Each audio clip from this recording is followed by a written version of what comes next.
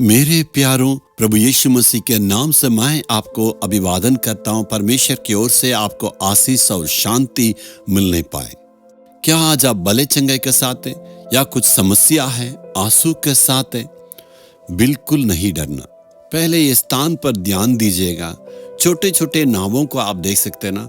Burma देश, जहां Yangon नामक बहुत बड़ा नदी है, वहां से बात कर रहे हैं। नदी के उस पार भी ऐसे शहरें पाए जाता है।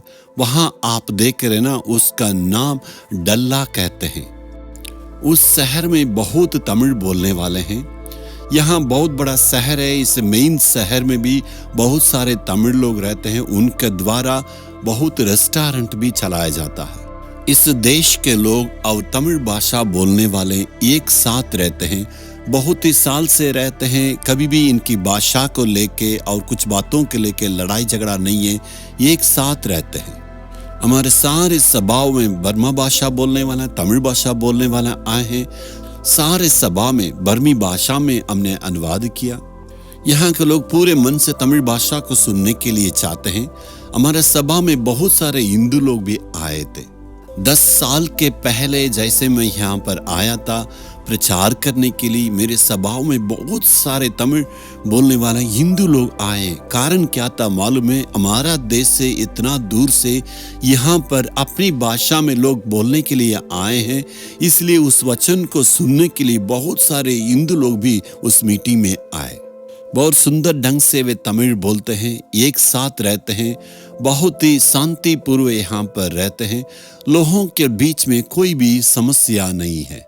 कुछ ऐसे दुष्ट लोग हैं जो धर्म को लेके, भाषाओं को लेके लोगों के बीच में फूट को लाना चाहते हैं। शैतान ऐसे लोगों को खड़ा करके ऐसे संगठनों के द्वारा लोगों को परेशान करने के लिए चाहता है। इसे हमें पहचानने से बहुत ही लाभदायक होगा। परमेश्वर की ओर से हम सब एक साथ है, एक ही परिवार के सदस्य है। सबको बराबर हमें आदर सम्मान करने का लायक है। हमें अपने से किसी को नीचा नहीं समझना है। सबको ऊंचे स्थान में रख के हमें देखना है। सबके साथ बराबरी में ये लोग रहते हैं। देखने से हमें पता चलता है। ठीक है, आज परमेश्वर हमारे लिए क्या वचन को रखा है। आज बहुत ही दुख के साथ है, कारण आपके दिल में इतना बोझ है, आंसू के साथ है, बहुत ही दुख में है। कोई किसी ने कहा ये बीमारी आपके शरीर में कभी भी ये बदलेगा नहीं। मरने समय तक दवाई खाने के लिए कह दिए, कितना दवाइयों का खाएं लेकिन कुछ भी ठीक नहीं हुआ। कैंसर कहते हैं, किडनी खत्म हो गया कहते हैं, और घर में किसी की ये बीमारी ठीक नहीं हो रही। इस प्रकार आपके दिल में बहुत बड़ा बोझ है। किसी देश को हुकूमत करने वाला अगर कोई राजा बीमार हो जाते तो उस देश का हालत क्या हो सकता है मालूम है?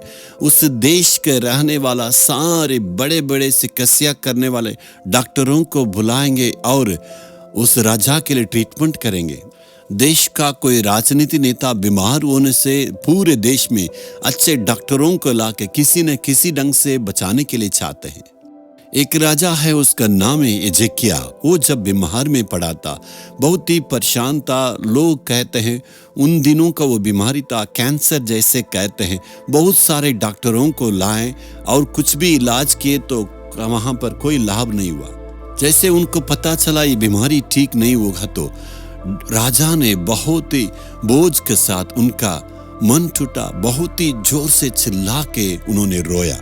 प्रभु ने अपने भविष्यवक्ता के द्वारा संदेश भेजा है, तुम्हारा समय समाप्त हो गया राजा, तुम्हें मरने का समय आ गया। लेकिन उनको तो मन नहीं था। परमेश्वर के पास टूट टूट के विलप विलप के रोया, हे प्रभु तेरे वचन का निस्सा, तेरे आज्ञा को मान के मैंने पूरा काम किया है। जैसे विलप विलप के रोया तो परमेश्वर का मन भी पिघल गया। इसलिए परमेश्वर ने अपना सेवक जो भविष्यवक्ता के द्वारा उन्हें संदेश को भेजा। वहां पर लिखा है दूसरा राजा 20 अध्याय का 5वां वचन में परमेश्वर यहोवा यूं कहता है कि मैंने तेरी प्रार्थना सुनी और तेरे आंसू देखे हैं। देख मैं तुझे चंगा करता हूं। जैसे प्रभु ने कहा वैसे चंगा किया। शरीर का रोग इतना गंभीर हो गया है और इतना परेशानियां बढ़ गई। आज प्रभु कहने के लिए चाहते, मैं तेरे आंसू को देखा हूं और मैं तुम्हें चंगा करता हूं।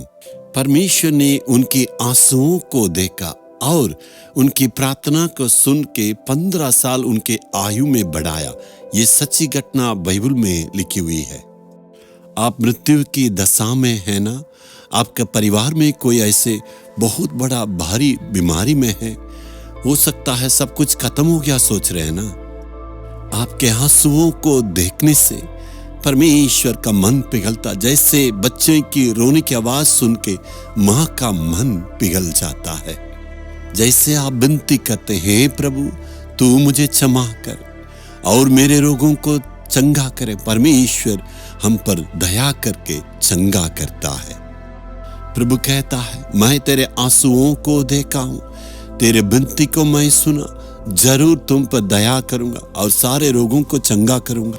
आज यीशु आपको देख के कहने के लिए चाहते, तुम्हें आंसू बहाने की आवश्यकता नहीं है, डरने की सारी बातों को बदल दूंगा। आज दिल पर हाथ रख के ऐसे ही प्रभु के चरणों पर आएंगे।